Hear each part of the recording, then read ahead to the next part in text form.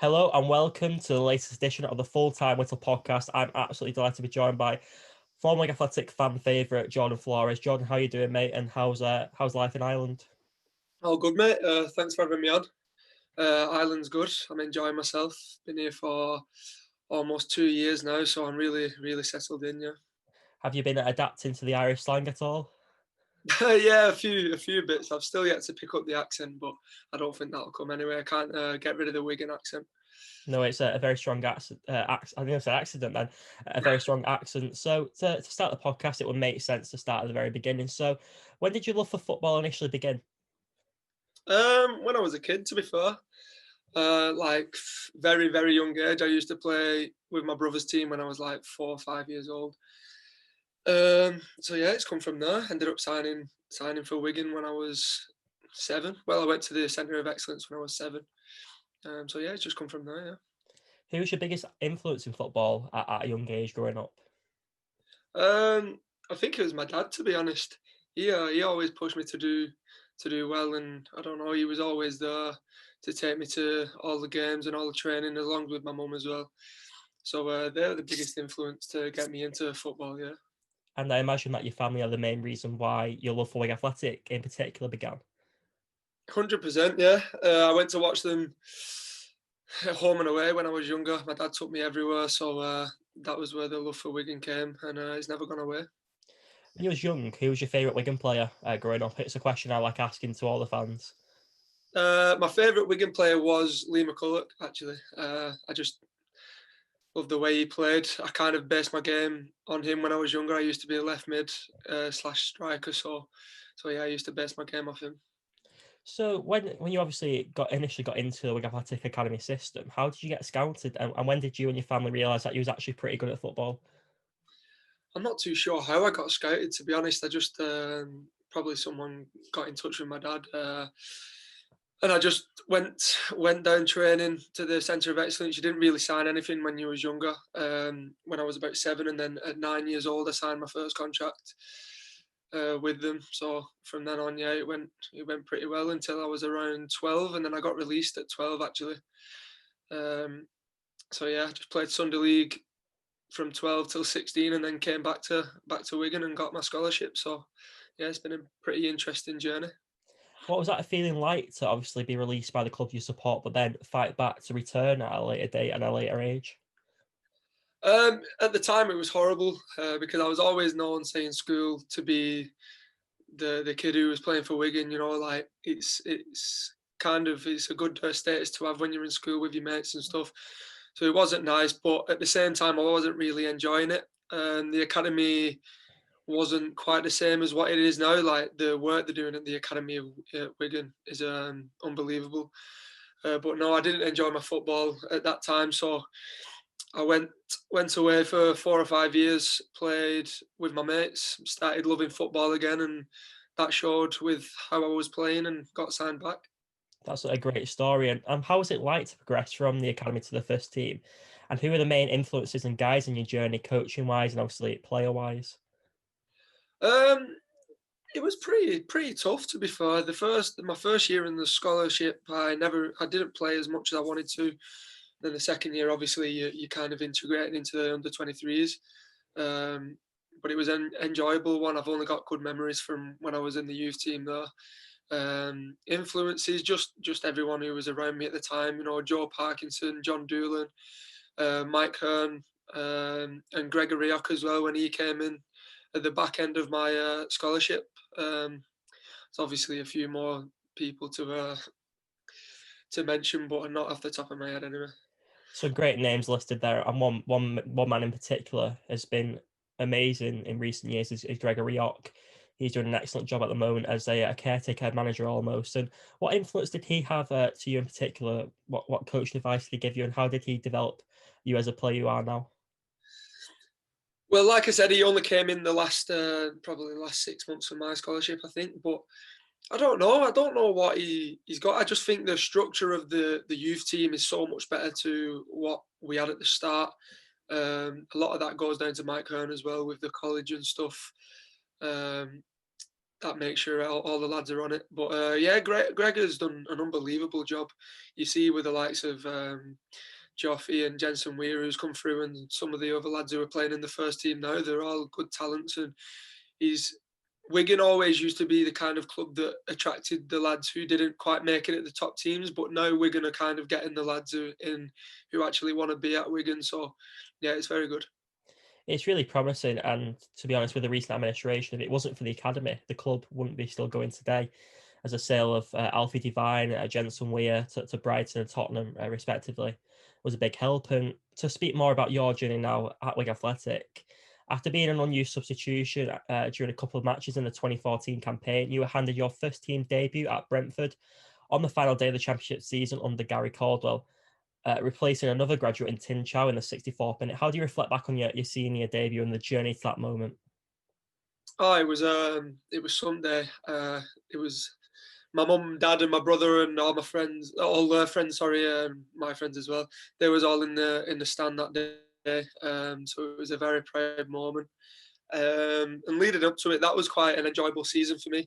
I remember I played in an under-21s game against Morecambe, I think it was, and Malky Mackay was watching there on his first day, and from then on I kind of was in and around the first team training and being in the squad. So yeah, it was quite an enjoyable year for me, and then to cap it off with an appearance at the end, I loved it. How much of a dream come true is that for you to be a local lad? You've supported Wigan all your life, you're a season ticket holder, then you get to make your debut for the club that is so dear in your heart. It was a great day. Like I said, I used to go watching Wigan home and away to everywhere around the country. So to actually come on and play for the club was one of the best days of my life. But yeah, as well, the journey leading up to it, I put in a lot of hard work in the youth team and stuff. So to see all of that pay off, it was pleasing. The main breakthrough into the first team was in League One under Gary Caldwell. In that summer, there was a complete rebuild with David Sharp, Gary Caldwell, the recruitment team, making a new entire squad. When the squad was being built, did you automatically realise that this could be a team capable of a League One title charge? 100%, yeah. I think you see the quality of the names that were in that squad. They weren't just good players; they was all good lads as well. So we had a good dressing room, which goes a long way. But yeah, it was that was a great season. You know, we was playing some good football, and we took the league by storm.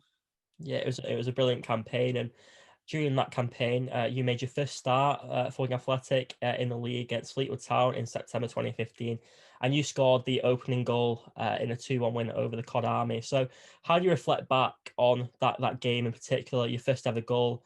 Can you talk us through the feeling when the ball hit the back of the net, knowing you'd scored for Wigan Athletic? I can't say much about the feeling, to be honest. I kind of went numb, went dizzy a little bit. I don't know. It was just such a great feeling. Again, all my friends and family were in the stands to see it. Knowing they was there, it made it a lot more enjoyable, should I say. But yeah, it was just a great feeling. There's not much I can say about it, to be honest. It speaks for itself. You know, scoring for your hometown club, there's no greater achievement for myself like I can do. Absolutely, and it was a great way to introduce yourself to the Wigan fans. But unfortunately, 1 week later, at the game at Oldham Athletic, you was unfortunately sent off after you retaliated to a late challenge to Jay Fulton. How do you remember this game back? Because I know after this game, you wasn't really involved, probably as much as you'd like to be. Yeah, it wasn't nice. Kind of the feeling of going from hero to zero, really. Seeing everyone buzzing about me from the first game, scoring in my debut, and then to get sent off, it wasn't a nice feeling. In my opinion, still looking back, I didn't think it was a red card. It looks worse on the video than it was in person. But yeah, it was a bit disappointing because I never really got a look in after that in the team, even though I was still training well and I was still doing well personally. I never really got a look in again, and it was quite disappointing. I thought I should have got a bit more of a chance. After the game, Gary Caldwell accused you of letting the team down with Latics looking on course for victory, obviously before Dominic Polion equalised. At the time, did you feel a bit let down by those comments? And obviously, how did this impact your relationship with the manager? Obviously, it's not nice to hear the comments in the media and stuff because fans are getting on you then, which isn't a nice thing. But you have to take them kind of things. You take the praise when it's given to you. So if someone needs to criticise you, then all by means do that. But yeah, the relationship between me and Gary Caldwell was fine after it. I hold no grudges. So yeah, that's it. Obviously, Gary Caldwell, he went on to win the league title with Wigan. Personally, how did he help your game develop? Because obviously he built a great squad during that League One season. Michael Jacobs, Will Grigg, just to name a few names, Craig Davis. It was a great side for that level, and he obviously had a big part in that. Yeah, you know what, Gary Caldwell did quite a lot for me when I was a bit younger. Like I said before, I was a left midfielder. So when he was the manager and he brought me into the team, he converted me into centre midfield. And earlier on in your career, it's nice to be around a winning team, a league winning team, because you kind of see what it means to win and what you kind of need to do. So I'd like to say that I know what it means to win a league and what needs to be done. And to play with the likes of Will Grigg and Crackers and Max Power and people like that can only do me good, yeah. Obviously, at the end of the 2015 to 16 season, you was named the Young Player of the Year and one goal of the season following a vote by the Wigan Athletic supporters. How much of a lift did this give you, and how much did it mean to you to get that recognition after the end of quite a tough season? Yeah, it was great. Again, it's another fantastic achievement and one I could only dream of, and thankfully it came true. Yeah, it was, even though it was a disappointing season because obviously after the red card I didn't get a look in, and then I got injured as well. So the back end I wasn't even playing football. But yeah, it means a lot that people would say that I was the young player of the season that season. So I've still got the trophy there in my house. So yeah, I look at it with immense proudness. It was a great moment, and obviously you spoke with quite disappointment when about the red card. And with the red card, how much of a learning curve did that provide you as a young footballer? Oh, huge, huge. I always remember one of my dad's friends. He used to tell me because I actually did that a few times when I was a kid, kicking out and stuff. And he said, "Look, you'll get caught one of these days." And it happened on the big stage where I did, and I got sent off. So yeah, you take everything as a lesson in football. So yeah, I just moved on from that and learned from it. A few years after the 2015 to 16 season, you signed a new deal at the club to keep you until 2017, and then you signed a further 2-year deal at the end of that season. But in between, you spent time on loan at Blackpool with Gary Bowyer. When did you realise that you were first going out on loan, and how much did that loan move help you develop as a player? I think it was kind of self-forced, the loan move. I know we was in the championship, but again, I thought I was training well, and I didn't really get the chance I felt I deserved anyway. Then obviously Gary Caldwell got sacked and Warren Joyce came in. And at that point, because I hadn't been playing games, I just wanted to go on loan, and that was that. I just needed to go and play first team games. There was lads my age with nearly 100 appearances. I'd only made a handful, so I kind of went into him and said, "Look, I want to go on loan." And he was a bit reluctant to let me go because obviously I came on off the bench in the championship a few times under Warren Joyce. And he even brought my dad in and spoke to him saying, "Look, I think I can work with Jordan." But I think my mind was made up at that point, and I think it was between Plymouth and Blackpool, maybe, I think. And I ended up choosing Blackpool and never looked back. It was such a good club and such a great group of lads. Gary Bowyer was brilliant as well. And obviously we got promoted through the playoffs, so it couldn't have gone better. What attracted you initially to join Blackpool? I can't even remember, to be honest. I remember Sammy Odelusi signed a couple of weeks before, so that was a familiar face, and maybe that swayed me a little bit because I spoke to him and he said how good of a club it was. But yeah, that's it. it was an enjoyable season with Blackpool, and it was my first half a season in men's football, first team football. So yeah, I can't knock it. It was brilliant. How difficult is it as a player to bridge a gap between academy football and senior football? You know what? In my opinion, I don't think it's that difficult. I just think you got to put the work in. In terms of, say, the games at first team level and under 23 level, they are very different in terms of how the games are played. Your game management, if you're winning, try and keep the ball and grind results out. But other than that, I don't think there's a huge gap. No. No. And during your time at Blackpool, you was a fan favourite there. You was excellent in the side's promotion to League One. How do you reflect back on that special day at Wembley through the playoffs? Oh, it was a great day. Again, I keep mentioning it, but all my family were there. You can't enjoy it without your family there, so I love that. I was on the bench that day, but I got a good 25, 30 minutes in there. But to get promoted the way we did, we wasn't really the favourites to get promoted as well. So I think that made it a bit more sweeter. And, it was just a great day. Everyone dreams of playing at Wembley, and I got to do that. So it was brilliant. It's quite clear that you are a massive family person, and they've had a big influence in not just your football career, but your life. And how nice is it to have such a supportive family behind you? You definitely need it, yeah. They're the ones who get you into football as a kid, taking you around to different places, and then when I was in England, my dad never missed a game, home and away. He used to always come to the games. He came to Plymouth away on a Tuesday night, Portsmouth away on a Tuesday night. So to know that your family are there, there's nothing better. No. It's a really special feeling. And after your loan spell at Blackpool, what was your mindset when you was returning to Wigan Athletic that summer?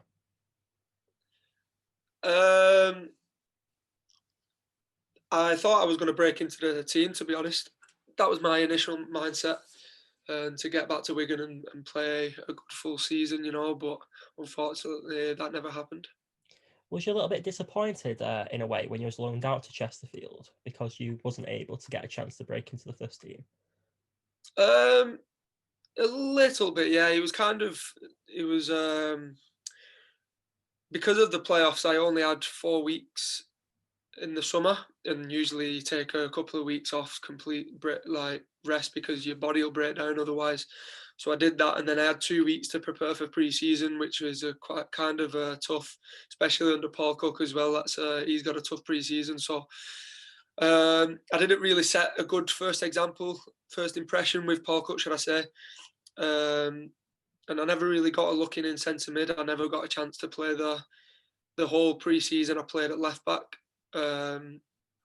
So yeah, it was changing positions, and then I think it was the day before the MK Dons game, they signed Callum Elder on loan. So he played that game. I wasn't even in the squad. And then a few days later, he told me I could go on loan or I could fight for my place. So I said initially that I'd fight for my place in the meeting. That night, Gary Caldwell rang me and said, "I'll see you in the morning." So I suppose he already had that move lined up for me. So it was disappointing. But again, Chesterfield, great club. I was going to Gary Caldwell, a familiar face. Graham Barrow was there, Gaz Piper. So yeah, that was an enjoyable experience as well. Yeah, with the amount of familiar faces, I imagine it was like a low move at home in a way with so many people you've worked with. Gary Caldwell, your previous manager, Graham Barrow has a big impact behind the scenes. And was he a bit of a? I know you didn't really have much say, but was it more easy to settle in at Chesterfield knowing a few familiar faces already? Definitely, it's always easier when you know a few people because you feel a bit more comfortable. But again, great dressing room, great set of lads. So it's always easier when you've got that as well.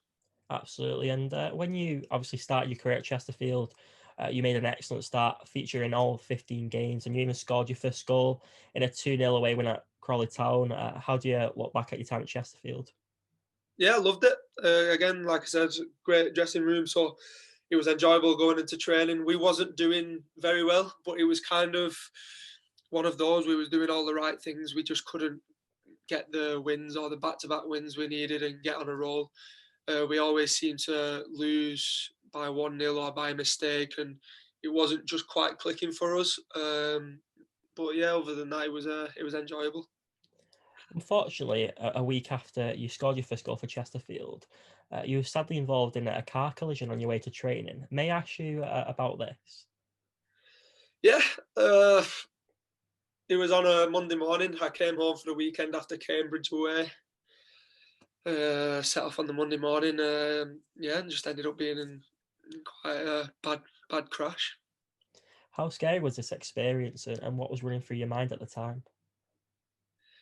Um, it was very scary, to be honest. I can't remember much of it. Kind of completely blacked out, so not much I couldn't say about it. But yeah, ended up going to hospital. I found out that I'd broke my L2, my back, one of the vertebrae. So yeah, it wasn't nice at all. After the accident, how long did you spend in hospital? Well, the day after, the surgeon came in and said that I've got a choice basically to have the operation, be done with it, and I can go home.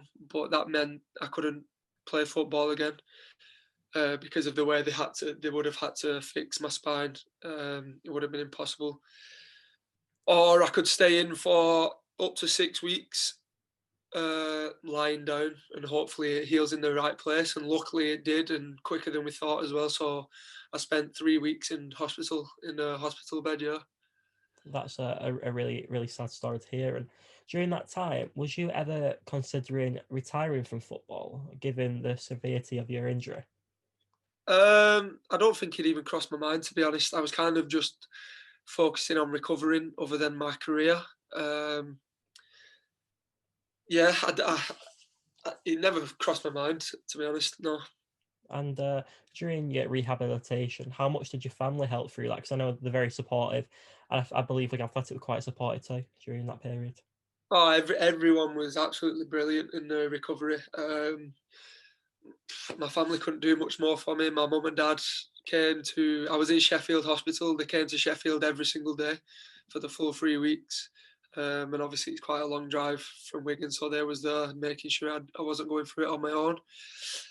And also David Sharp, Paul Cook came and visited me in hospital. Max Power came and visited me in hospital. So that means a lot to me. And then on my rehabilitation stage, Nick Meese, Andrew Proctor, they was brilliant for me. They couldn't have done more for me. Yeah, I can't thank anyone enough, because they've got me back to where I wanted to be and where I am now. It's really, really great to see. And obviously, a year, I think it was less than a year later, you returned to football during a loan spell at AFC Fylde. How was that feeling to return to the football pitch after the initial fears that it could potentially end your career? Yeah, it was nice. I think when I went to Fylde, I still wasn't quite ready. It was kind of a rushed thing. I shouldn't have really gone, to be honest, because you could see when I went to training, I was quite a bit behind, and I only got one appearance, I think it was. So yeah, I probably didn't need it, but I think the prospect of going out and getting back involved in football was too much to turn down. But yeah, it was a nice feeling, being back. But yeah, good. It was great to see you back on the pitch, and your next loan spell was somewhat quite different to your normal loan spell. And in August 2018, you joined Swedish side Ostersunds on loan. I think I've definitely botched that pronunciation. Oh, you got it right. Oh, I actually got it right. Okay, I'll take that. How did this move come about, and how do you reflect on your time playing abroad and living in a new country, experiencing a different culture? I think obviously at the time, Wigan had quite a settled squad, and it was kind of known that I was never really going to get back in, especially with my injury and the start I made under Paul Cook. Anyway, I wasn't going to get back in. So it was up to my agent to try and find a move. I was looking for a permanent move, but obviously because I brought my back the earlier season, nobody really wanted to touch me. But my agent knew Ian Birchnall, who was the manager of Östersund, and he said, "Look, come on loan, and we'll see what happens." So yeah, I went over there, and it was a lovely place. a little town in the middle of nowhere, but I loved every second of it. Made some good friends there as well. During the time in Sweden, what is the Swedish leagues like for people who may not know football wise? Is it quite an underrated division? Definitely. There's some huge clubs in Sweden. You know, the stadiums are all nice. There's Malmo, Hammarby, Östersund obviously have made a good breakthrough. AIK, it's a great division with some very good players in there. During your various loan spells away from Wigan Athletic, did you still feel in touch and a part of the squad in terms of when you're out on loan? Do people still keep in tabs, and do you still have that relationship with your parent club? I did for the Blackpool loan, less with the Chesterfield loan, to be fair. And then obviously when I was over in Sweden, it was kind of, I don't know, you're just in a different part of the world, so no one really looks to, I don't know, no, nothing really. The Blackpool one, you kind of do keep in tabs, and I was in and out of the training ground as well, but after that, not really. Yeah, with your career at Wigan Athletic, when did you realise, was there any moment when you realised it was your time at the club was coming to an end?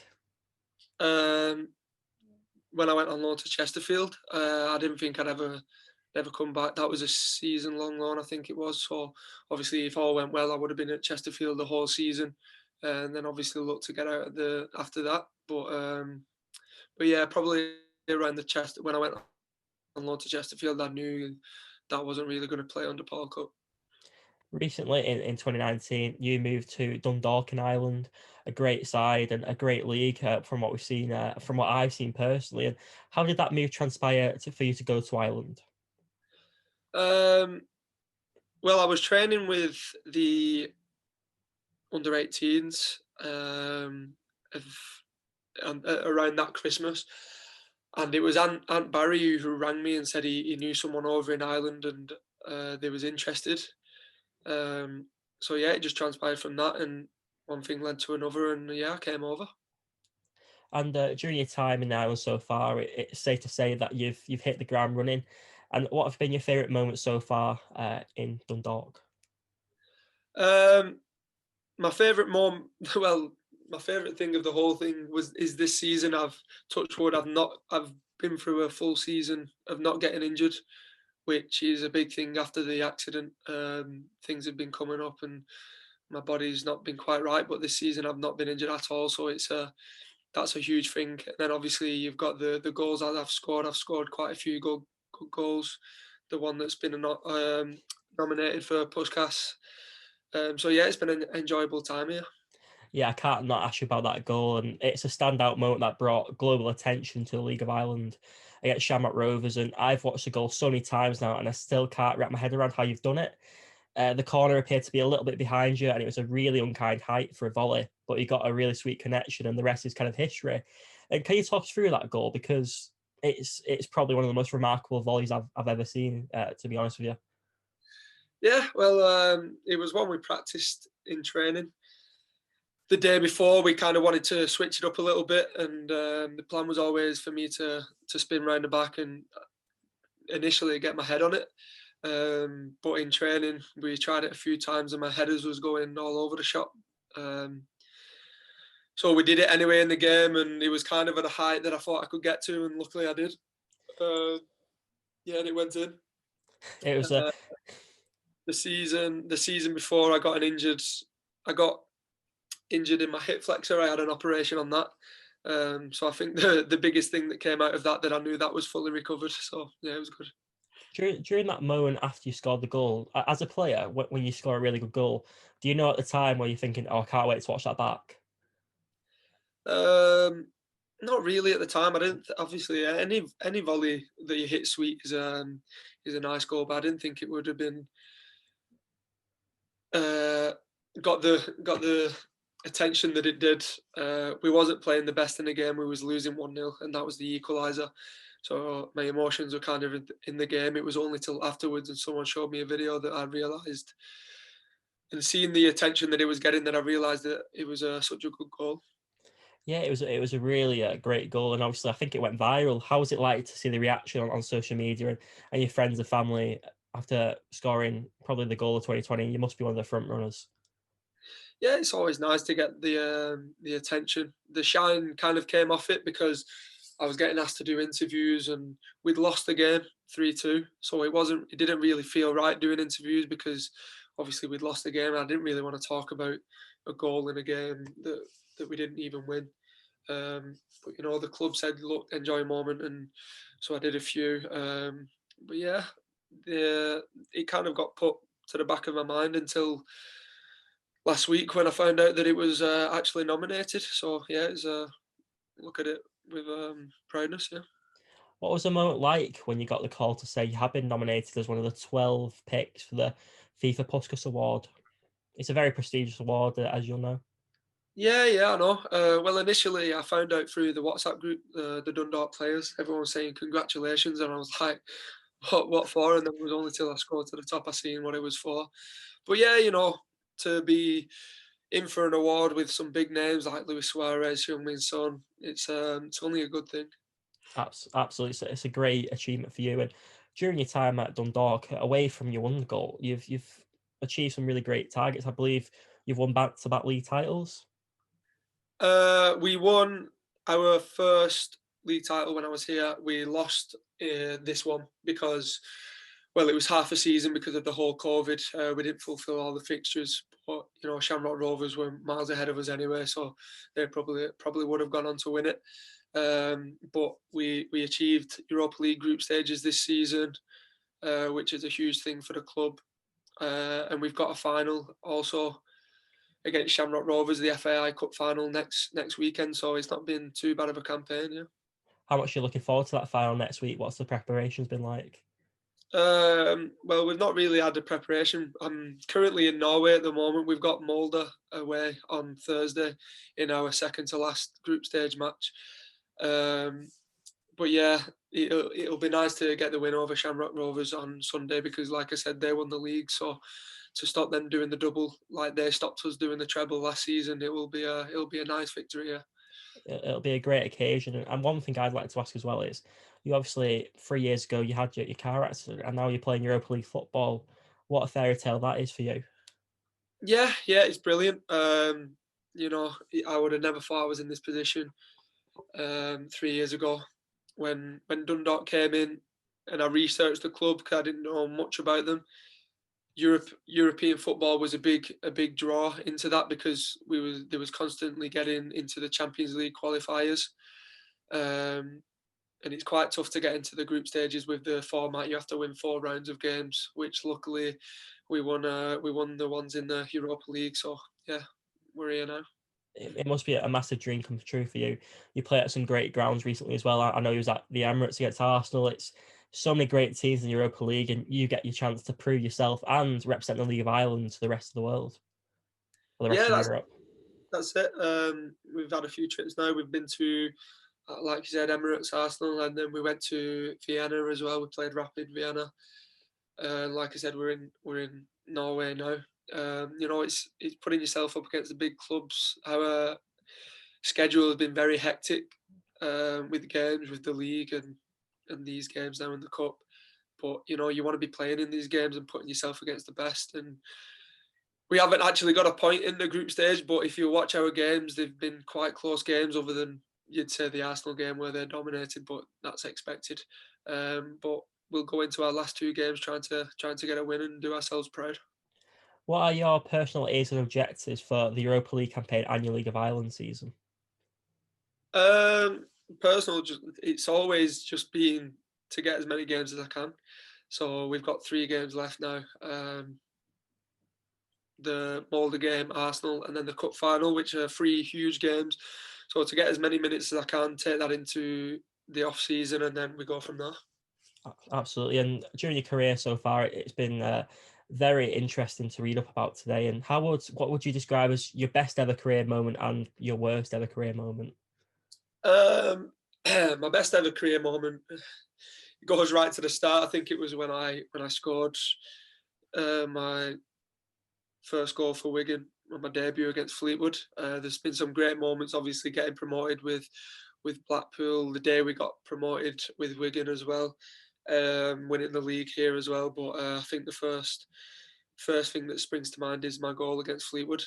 And the worst in football is obviously it probably is going to be the red card as well, because who knows what would have happened if I didn't get that red card. We were playing well against Oldham, and it's kind of one of those what ifs.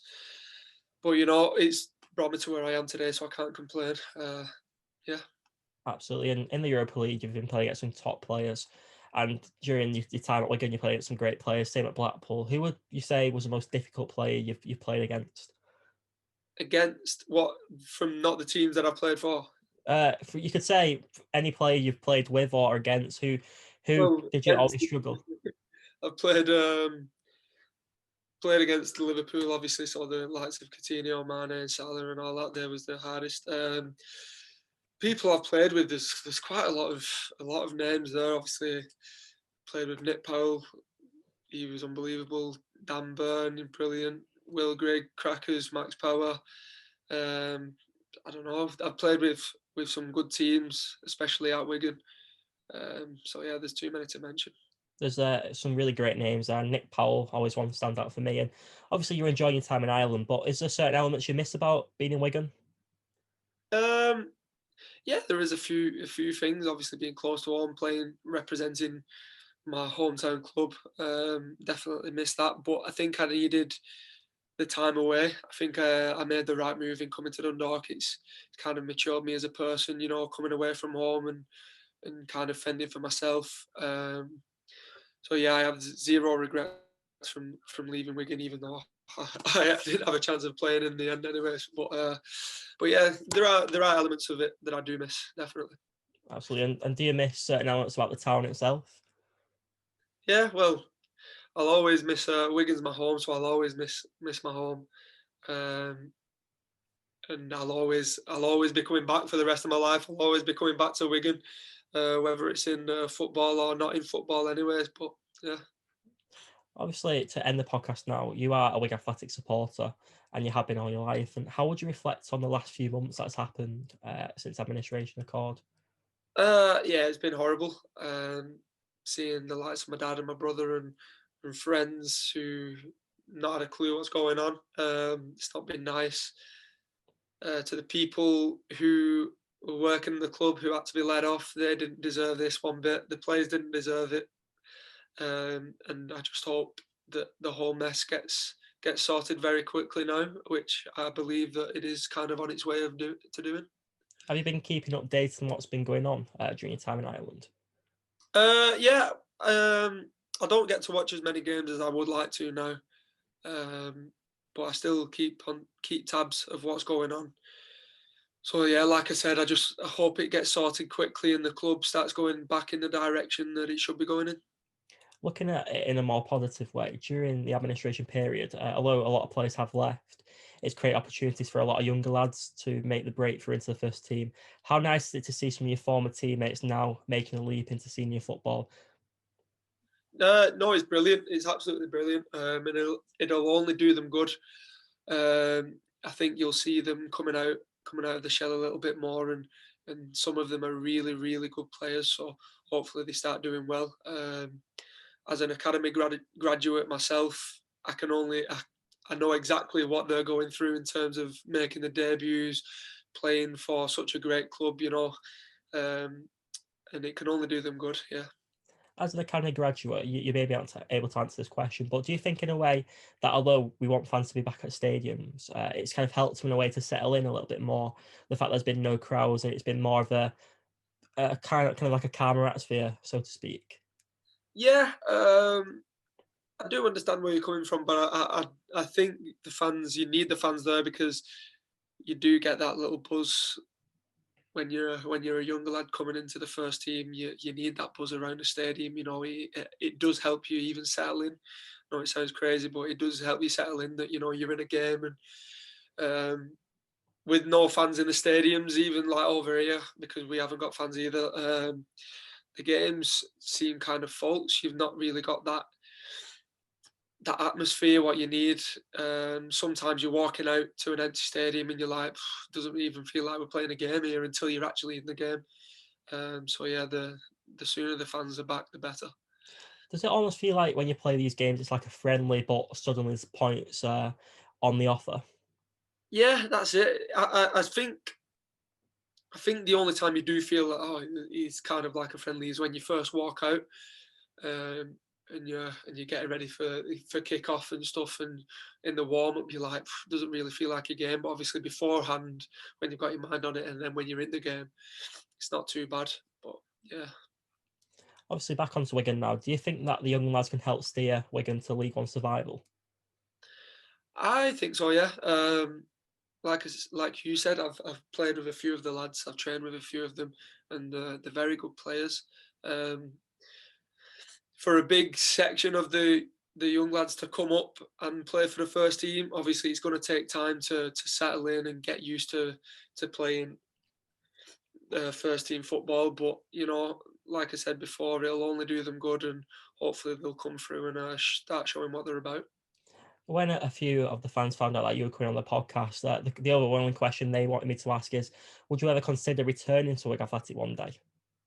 Um, Definitely, yeah, one day. Obviously, I've got a lot to do in my career. I'm still only 25.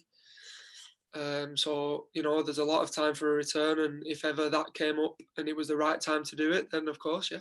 That'd be great to see you back at the club. And my final question now, I'd like to thank you so much for your time today. It's much appreciated. And I'd also like to wish you the best of luck for your game on Thursday. And I also wanted to say congratulations on your goal on Sunday too. A record-breaking performance, 11-0 win. And obviously you don't really score tap-ins. Another belter in that game. And to end the question now is, do you think you could become the first ever Wiganer to win the FIFA Puskas Award? Um, well, I'm not too sure because there's quite a few big names in there and big clubs, and their fans will vote for them. And but being in the initial list to be nominated is a pleasure. Fingers crossed, I do get into the top three and maybe win it, but we'll see. I think the Wigan fans have been trying to start an Operation Flores, so I'll put the link in the description for the FIFA Puskas Award vote, and everyone should vote for Jordan Flores. He's one of our own, and it's probably the best goal in that list. I'm not even being biased. I think everything about it, the technique, the height, it's so hard to do. I think when I describe the goal to my friends, it's kind of, I used to use the example of Gareth Bale versus Stoke when he was at Tottenham, if you remember that one. Yeah, It was yeah, kind of similar, but I think yours was a little bit harder with the pace. You had the ball coming in, but I'd like to say again, thanks so much for your time. It's much appreciated, and I hope you've enjoyed being on the podcast. no problem. It's been a pleasure. Thank you. Thank you very much. If you enjoyed this episode of the Full-Time Whittle Podcast with former Athletic midfielder Jordan Flores, please like this video and subscribe to my YouTube channel. Thanks so much for watching.